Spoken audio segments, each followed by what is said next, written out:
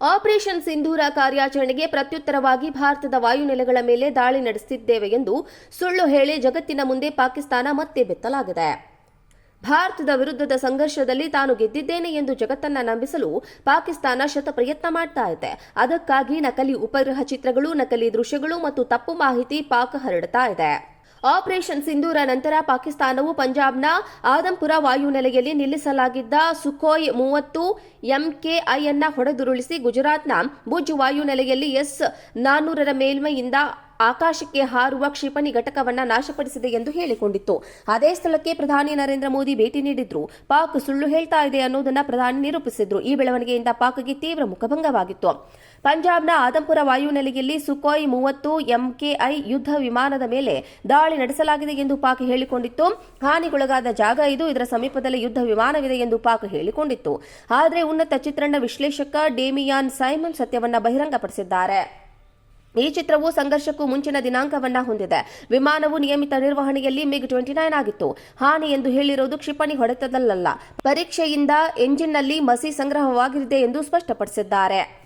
Operation ಸಿಂಧೂರ ಕಾರ್ಯಾಚರಣೆಗೆ ಪ್ರತ್ಯುತ್ತರವಾಗಿ ಭಾರತದ ವಾಯುನೆಲೆಗಳ ಮೇಲೆ ದಾಳಿ ನಡೆಸುತ್ತಿದ್ದೇವೆ ಎಂದು ಸುಳ್ಳು ಹೇಳಿ ಜಗತ್ತಿನ ಮುಂದೆ ಪಾಕಿಸ್ತಾನ ಮತ್ತೆ ಬೆತ್ತಲಾಗಿದೆ. ಭಾರತದ ವಿರುದ್ಧದ ಸಂಘರ್ಷದಲ್ಲಿ ತಾನು ಗೆದ್ದಿದ್ದೇನೆ ಎಂದು ಜಗತ್ತನ್ನ ನಂಬಿಸಲು ಪಾಕಿಸ್ತಾನ ಶತಪ್ರಯತ್ನ ಮಾಡ್ತಾ ಇದೆ.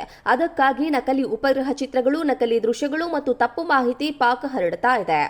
ಆಪರೇಷನ್ ಸಿಂಧೂರ ನಂತರ ಪಾಕಿಸ್ತಾನವು ಪಂಜಾಬ್ನ ಆದಂಪುರ ವಾಯುನೆಲೆಯಲ್ಲಿ ನಿಲ್ಲಿಸಲಾಗಿದ್ದ ಸುಖೋಯ್ 30 MKI ಹೊಡೆದುರುಳಿಸಿ ಗುಜರಾತ್ನ ಭುಜ್ ವಾಯುನೆಲೆಯಲ್ಲಿ S-400 ಮೇಲ್ಮೈಯಿಂದ ಆಕಾಶಕ್ಕೆ ಹಾರುವ ಕ್ಷಿಪಣಿ ಘಟಕವನ್ನು ನಾಶಪಡಿಸಿದೆ ಎಂದು ಹೇಳಿಕೊಂಡಿತ್ತು. ಅದೇ ಸ್ಥಳಕ್ಕೆ ಪ್ರಧಾನಿ ನರೇಂದ್ರ ಮೋದಿ ಭೇಟಿ ನೀಡಿದ್ರು. ಪಾಕ್ ಸುಳ್ಳು ಹೇಳ್ತಾ ಇದೆ ಅನ್ನೋದನ್ನ ಪ್ರಧಾನಿ ನಿರೂಪಿಸಿದ್ರು. ಈ ಬೆಳವಣಿಗೆಯಿಂದ ಪಾಕ್ಗೆ ತೀವ್ರ ಮುಖಭಂಗವಾಗಿತ್ತು. ಪಂಜಾಬ್ನ ಆದಂಪುರ ವಾಯುನೆಲೆಯಲ್ಲಿ ಸುಖೋಯ್ 30 MKI ಯುದ್ಧ ವಿಮಾನದ ಮೇಲೆ ದಾಳಿ ನಡೆಸಲಾಗಿದೆ ಎಂದು ಪಾಕ್ ಹೇಳಿಕೊಂಡಿತ್ತು. ಹಾನಿಗೊಳಗಾದ ಜಾಗ ಇದು, ಇದರ ಸಮೀಪದಲ್ಲಿ ಯುದ್ಧ ವಿಮಾನವಿದೆ ಎಂದು ಪಾಕ್ ಹೇಳಿಕೊಂಡಿತ್ತು. ಆದರೆ ಉನ್ನತ ಚಿತ್ರಣ ವಿಶ್ಲೇಷಕ ಡೇಮಿಯಾನ್ ಸೈಮನ್ ಸತ್ಯವನ್ನ ಬಹಿರಂಗಪಡಿಸಿದ್ದಾರೆ. ಈ ಚಿತ್ರವು ಸಂಘರ್ಷಕ್ಕೂ ಮುಂಚಿನ ದಿನಾಂಕವನ್ನ ಹೊಂದಿದೆ. ವಿಮಾನವು ನಿಯಮಿತ ನಿರ್ವಹಣೆಯಲ್ಲಿ MiG-29 ಆಗಿತ್ತು. ಹಾನಿ ಎಂದು ಹೇಳಿರುವುದು ಕ್ಷಿಪಣಿ ಹೊಡೆತದಲ್ಲ, ಪರೀಕ್ಷೆಯಿಂದ ಎಂಜಿನ್ನಲ್ಲಿ ಮಸಿ ಸಂಗ್ರಹವಾಗಿದೆ ಎಂದು ಸ್ಪಷ್ಟಪಡಿಸಿದ್ದಾರೆ.